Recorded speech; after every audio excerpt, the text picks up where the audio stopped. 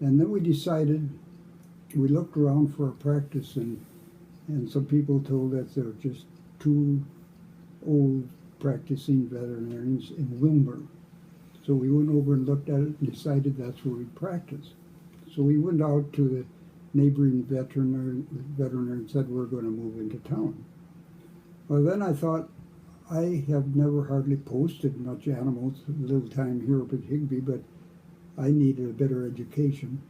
So I went up and volunteered for Beverly. We rented a house in Wilmer, and my wife got a job as a nurse in the hospital, and so I went down to work for a month or so. I thought maybe it ended up 2 months.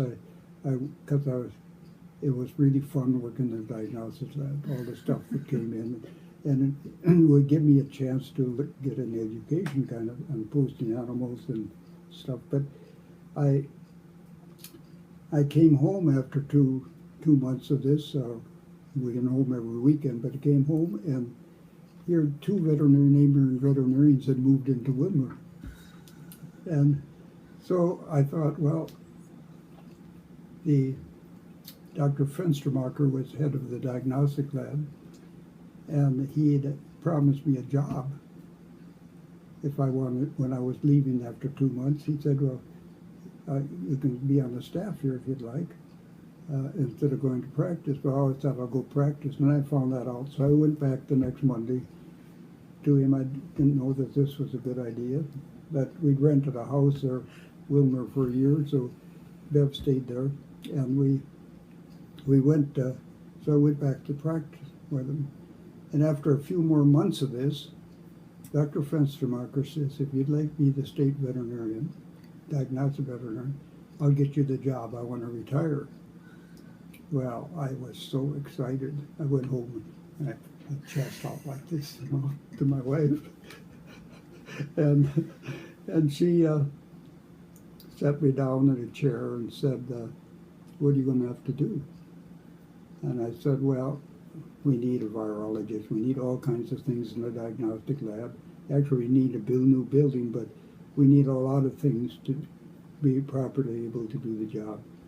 And she said, how are you going to get money for that? I said, I suppose I got to spend time with the legislature and do this. What else are you going to do? I said, I suppose I will do the work that Fenster does with the communication and so forth. And Bev said, what do you like to do? I said, I like to post animals. And she said, oh, you're not going to do that anymore. So I went back on Monday and told him I didn't want the job. And we started looking for a place to practice that. Mm-hmm. So then where did you end up having your next job? Clark Grove, a little town right north of here. Okay. Mm-hmm.